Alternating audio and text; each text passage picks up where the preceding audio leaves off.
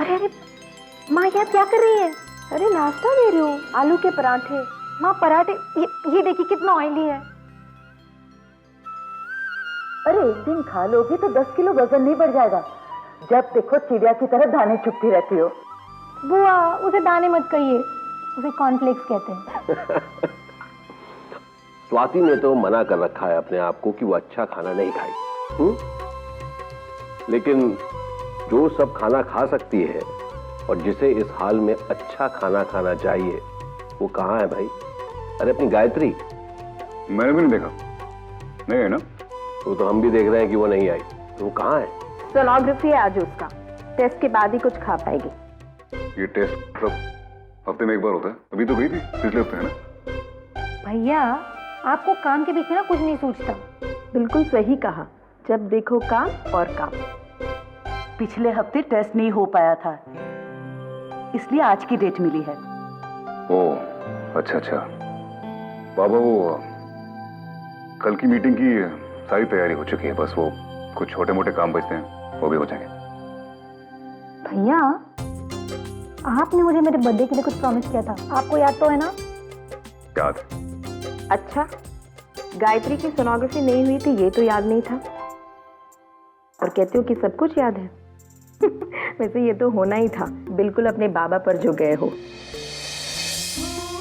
दुनिया भर के लोगों का काम किया करते थे, लेकिन जब बात मेरे काम की आती थी ना, तब सब कुछ भूल जाते थे। क्यों बच्चों के सामने मेरी पोल खोल रही हो तुम?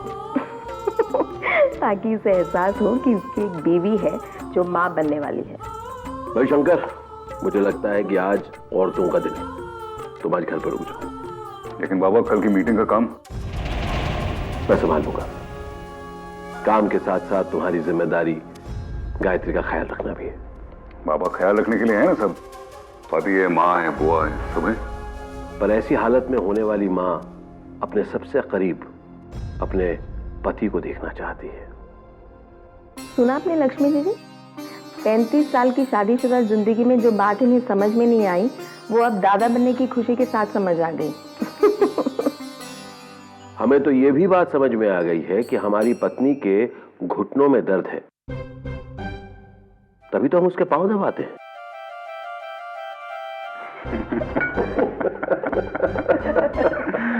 भैया आप जाइए, भाभी की तरफ सेवा कीजिए। बिल्कुल सही, सेवा करो।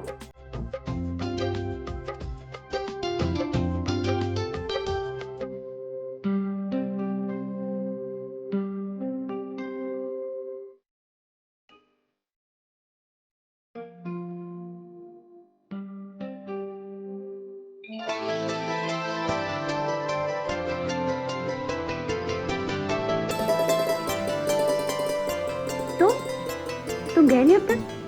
तुम्हारी मीटिंग थी ना? और ये किताब किताब एक मिनट, सारे सवालों का जवाब एक एक करके देता हूँ। नहीं मैं नहीं गया, मैं यही हूँ। मीटिंग के लिए अब बाबा जाएंगे, वो संभाल लेंगे। और ये किताब तुम्हारे लिए। हाँ, लेकिन तुम घर पे क्यों रुक गए? तुम्हारे टेस्ट के लिए जाना था ना डॉक्टर के पास। ओह, तुम्हें याद था? ये समझ लो। लेकिन मीटिंग के लिए क्यों नहीं गए? मैं माँ के साथ चली जाती। गायत्री, अब मैं रुक गया हूँ ना, मेरे साथ चल लेना। कितने बजे का टाइम दिया डॉक्टर ने? 3:30 बजे का। फिर तो बहुत टाइम है। तुम एक काम करो, तब तक तुम एक किताब पढ़ो। इस किताब में वो सारी चीजें लिखी हुई हैं जो एक होने वाली माँ को करनी चाहिए।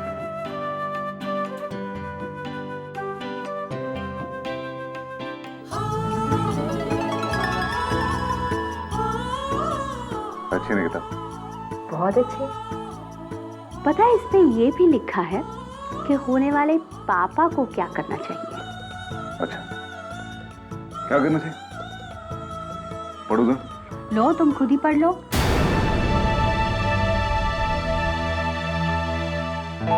ओह आई एम सॉरी। अच्छा एक काम करती हूँ, मैं जोर से पढ़ती हूँ, लेकिन ध्यान से सुनना। मैं कभी भी कोई भी सवाल पूछ सकती हूँ, मास्टर जी की तरह जवाब देना होगा। जी मास्टर जी। अरे मास्टर जी की तरह क्यों डांट रहे हैं? तारीफ करने के लायक गिफ्ट दिखाओगे तो तारीफ करूंगी ना। सिमरन, मैं तुम्हारे लिए गिफ्ट नहीं खरीद रहा हूँ, स्वाति के लिए खरीद रहा हूँ। जानती हूँ, इसीलिए कह रही हूँ कि स्वाति के लिए उसकी एज के हिसाब से गिफ्ट खरीदो, टेडी बेयर नहीं। स्वाति अभी बच्ची है। क्या क्या कहा तुमने? स्वाति बच्ची है? वैसे स्वाति की एज क्या होगी? शायद तुमसे 2 साल छोटी होगी वो। हेलो, 2 साल पहले जब मैं स्वाति की उम्र की थी ना, तब से तुमसे प्यार कर रही हूँ, तो स्वाति बच्ची कहाँ से हो गई? रिलैक्स, आराम से बात करो, सब लोग देख रहे हैं यार। ओके, अच्छा एक बात बताओ, हर बड़े भाई को ये बीमारी होती है ना कि वो अपनी बहन को कभी बड़ा समझते ही नहीं। Can you please change the topic? एक बार ही बोला ना, I'm sorry। अच्छा सॉरी, सुनो ना, वैसे स्वाति को क्या अच्छा लगता है, उसे क्या पसंद है? Deos and perfumes। Deos and perfumes? How boring, वही किसे भी गिफ्ट। क्या करो सिमरन, तुम तो जानती हो कि मैं बचपन से ही बोर्डिंग में रहा हूँ। तुम खुद ही कहती हो ना, किसी की पसंद और नापसंद जानने के लिए उसके साथ वक्त बिताना बहुत जरूरी है। और मैंने स्वाति के साथ वक्त ही कितना बिताया है कि मैं उसकी पसंद और नापसंद जान सकूं। अच्छा अच्छा अच्छा, समझ गई। अब दिन भर का लेक्चर एक ही साथ सुना दोगे क्या? अब मैं तुम्हें जो कुछ भी पूछूं उसका प्रैक्टिकल जवाब देना, फिलोसफिकल नहीं। ओके? शौर्य, क्या हुआ? तुम मुस्कुरा क्यों रहे हो? एनीवे, स्वाति को म्यूजिक पसंद है? हाँ शायद, क्योंकि जब भी फोन पे बात होती है हमेशा वॉकमैन की बातें करती है। राइट। एक्सक्यूज मी, ये वाला फोन दिखाना। शौर्य, ये म्यूजिक वाला लेटेस्ट फोन से बेहतर गिफ्ट और कोई हो ही नहीं सकता, है ना? हाँ, ग्रेट आइडिया, यही ले लेते। इसे पैक कर दीजिए। और सुनो ना, जब भी स्वाति का फोन आए ना, तो उसे कहना कि उसकी होने वाली भाभी ने उसके लिए गिफ्ट सेलेक्ट किया। सिमरन, मुझे लगता है कि इसमें थोड़ी सी दिक्कत है। क्यों? तुम्हें भाभी होने का सर्टिफिकेट तभी मिलेगा जब तुम्हारे पूज्य भैया हमारे प्यार पर अपनी परमिशन का स्टैंप लगा देंगे। और मुझे नहीं लगता कि शौर्य, तुम बहुत बुरे हो, हर बार मेरे भैया के नाम से मुझे चिढ़ाते रहते हो।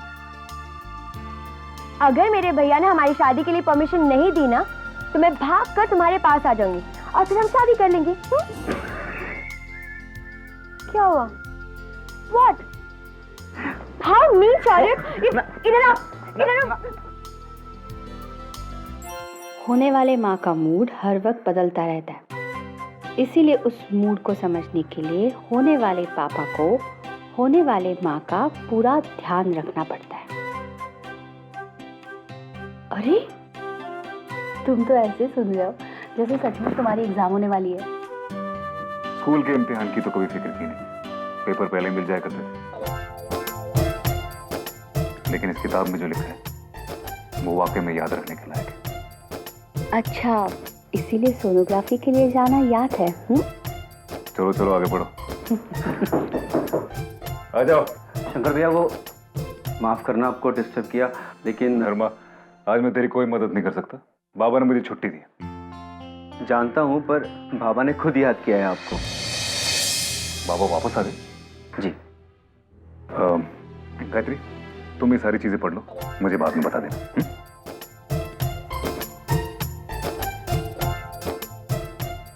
आप बिल्कुल चिंता मत कीजिए, सब ठीक है। शंकर, जीते रहो बेटा। मास्टर जी, फोन कर दिया होता मैं खुद आ जाता। बेटा बात जरा गंभीर थी, इसलिए मैं खुद आ गया। क्या हो बाबा? कुछ लोग मास्टर जी की दुकान खाली करवा कर वहां एक सुपरमार्केट बनाना चाहते हैं। जब तक मेरी आंखें ठीक थी तब तक मैं बच्चों को पढ़ाता रहा। जब से मेरी आंखें कमजोर होने लगी तो भाई जी ने दुकान खुलवा दी। अब इस उम्र में अगर मुझे दुकान खाली करनी पड़ी तो मैं कहाँ जाऊंगा बेटा? मास्टर जी, आपकी दुकान को कुछ नहीं होगा। बेटे, बचपन में मैंने तुम्हें पढ़ाकर न जाने कौन सा पुण्य का काम किया था, तो मुझे बार बार इस घर से सहायता मिल जाती है। मास्टर जी, आपने शंकर को 5वीं कक्षा तक पढ़ाया है। आप गुरु हैं इसके, और गुरु का स्थान पिता से ऊंचा होता है। शंकर जो कुछ भी करेगा उसका कर्तव्य है। ये तो आपका बड़प्पन है भाई जी, वरना आजकल के जमाने में गुरु की कदर कौन करता है? मास्टर जी, औरों का पता नहीं, लेकिन मुझे इस घर में सिखाया गया कि कि गुरु की कदर करनी चाहिए। आप घबराइए मत, आपकी दुकान हमारे एरिया में, एक फोन करूंगा, सब ठीक हो जाएगा। शंकर, मेरे ख्याल से मास्टर जी का काम तुम खुद जाकर करो तो बेहतर है।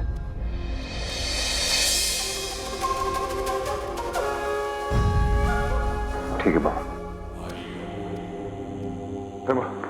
कोई काम कर, तू ऊपर भाभी के पास जा और उन्हें बोल के मैं 3:30 बजे से पहले वापस आ जाऊँ। ठीक है।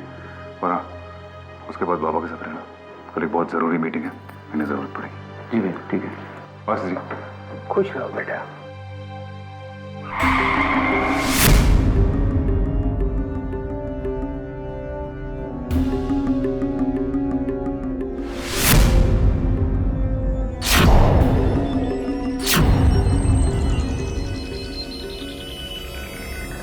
फ्रांसिस, यही शंकर है, खुद आया है। अब क्या करेंगे?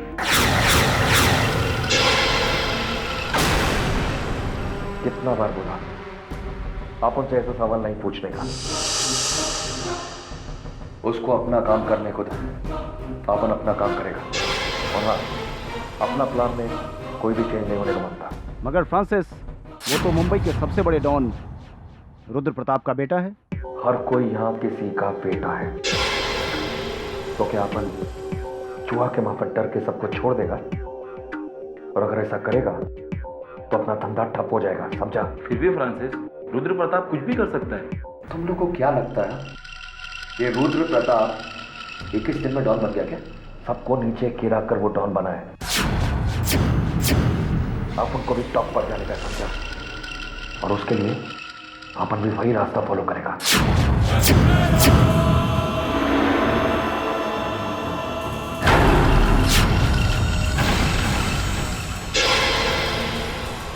तुम लोगों में से फ्रांसिस डिसूजा कौन है? फ्रांसिस डिसूजा आप उनका नाम है।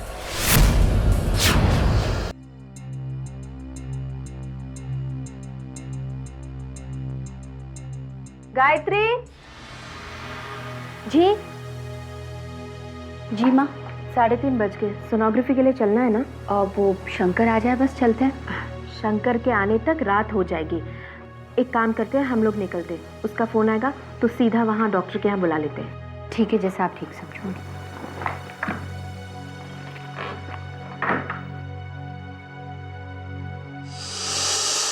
फ्रांसिस, अपने आदमियों से कह देना कि आज के बाद मास्टर केदारनाथ को उनके दुकान के लिए कोई परेशान नहीं करेगा, ठीक है?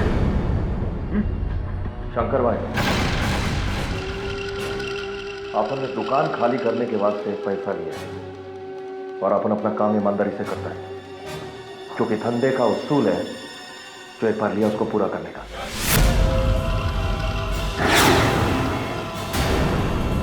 धंधे का उसूल ये भी है कि एक दूसरे के एरिया में काम नहीं लिया जाता। खैर, मैं इस मामले में बहस नहीं करना चाहता। तुमने तुम्हारी पार्टी से जितना पैसा लिया वो तुम्हें वापस मिल जाएगा। आपन ने ये काम सिर्फ पैसे के वास्ते नहीं लिया है, आपन को अपना नाम बनाने को मांगता है। और अगर ये पैसा वापस लौटाया तो नाम तो गया, साथ में इज्जत भी जाएगा। नाम तो बनेगा, लेकिन फिर भी तेरा नाम तेरे कॉफिन पे ही लिखा जाएगा। देख फ्रांसिस, अगर कोई और होता तो मैं किसी को भेज के ये मामला रफा दफा करवा देता, लेकिन बात मास्टर जी की है, वो मेरे गुरुजी हैं, इसलिए मुझे खुद आना पड़ा। अब जब मैं खुद आया हूं तो तुझे सब कुछ शांति से समझाना चाहता हूं। डॉक्टर है? Yes ma'am. आपने अपॉइंटमेंट कब का लिया है? आप यहाँ पे नहीं लगती है, हमारी मैडम जब भी आए अपॉइंटमेंट तभी का होता है। Excuse me.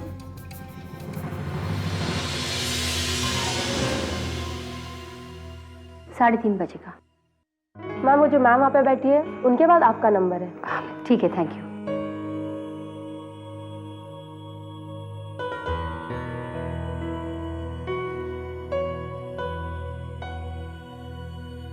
चलिए, आपका नंबर है, अंदर बुला रहे हैं। चलो। रुकिए, पहले हमारी मैडम जाएगी। लेकिन नंबर तो हमारा है ना? अब बदल गया है। ये क्या तमाशा हो रहा है माँ? देखिए, आप प्लीज बाहर रुकिए।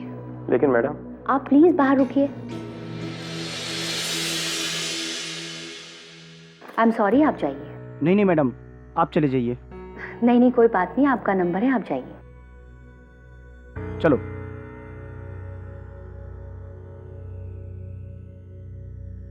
माँ, क्या जरूरी है कि हम जहाँ भी जाए ये लोग हमारे साथ आए? जरूरी तो नहीं है, लेकिन टाल भी तो नहीं सकते, क्योंकि हमारे घर का माहौल तुम और मैं अच्छी तरह जानते और समझते हैं। फ्रांसिस, मैं एक आखिरी बार अपने गुस्से को रोक कर तुमसे कह रहा हूं, मास्टर जी की दुकान को खाली करवाना और उसे नुकसान पहुंचाने का प्लान बदल दो। मैं इस छोटे से मामले में खून खराबा नहीं चाहता हूं, वरना मैं गोली चलाने से पहले सोचता नहीं। मैंने मना किया था ना आपसे कि ऑफिस से मत आइए। अब बॉस गुस्सा होंगे ना। अरे बॉस को गुस्सा करना है तो करने दो, पर अपने होने वाले बच्चे के बाप होने के नाते मेरा भी कोई फर्ज बनता है कि नहीं? लेकिन फिर आपकी नौकरी को खतरा होगा। अरे नौकरी की कोई कमी नहीं, दूसरी मिल जाएगी। अब चलें?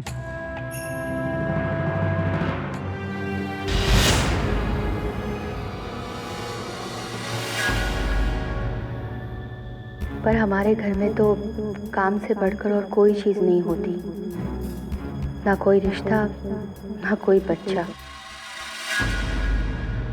मिसेस गायत्री कौन है? हाँ, आपको चेकअप के लिए बुलाया गया है, चलिए। आप अपने को धमकी दे रहे हैं क्योंकि आपके पास पावर है, लेकिन पावर सिर्फ बोलकर नहीं दिखाया जाता, उसके लिए इससे दिखाया जाता है।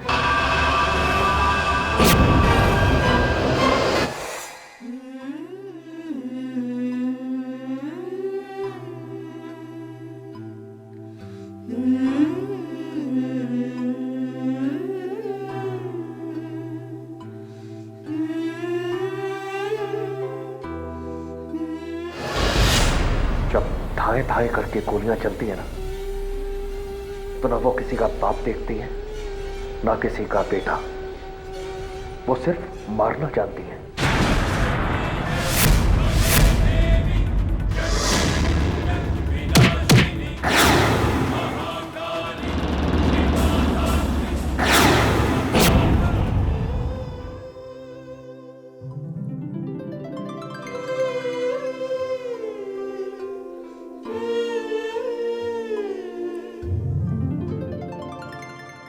मुझे गोली मारने से पहले अपनी औकात ऊपर कर लो और एक गन जरा कस के पकड़ना सीख लो। देख क्या रहे हो? मारो इसे।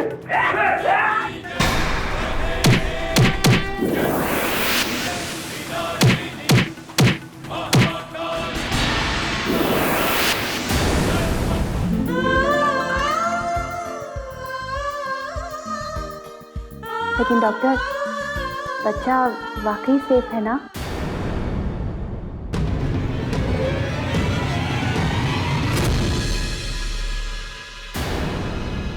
देखिए, बच्चा बिल्कुल सेफ है। अगर सेफ ना होता तो इतने दिनों में आपको जरूर कोई ना कोई कॉम्प्लिकेशन होती। घबराने की कोई बात नहीं है। मैं अभी आई। कितना अच्छा है ना, कितना सुरक्षित है मेरे पेट में मेरा बच्चा, अपनी एक अलग ही दुनिया में। लेकिन वो इस दुनिया में आएगा तब। अब ये सब कुछ सोचने का वक्त नहीं गायत्री बेटा, चलो उठो। सोचना तो नहीं चाहती माँ, लेकिन बार बार एक ही सवाल मन में आता है, क्या मेरा बच्चा इस दुनिया में आकर उसी दुनिया में शामिल होगा जिस दुनिया में हमारा परिवार जी रहा है? एक खौफ के साथ कि अगले पल कुछ भी हो सकता है।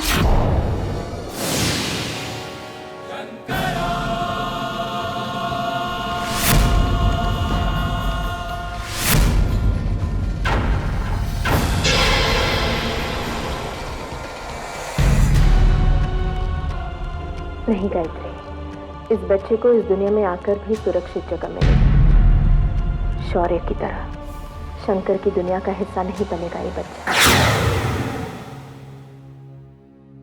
हाँ?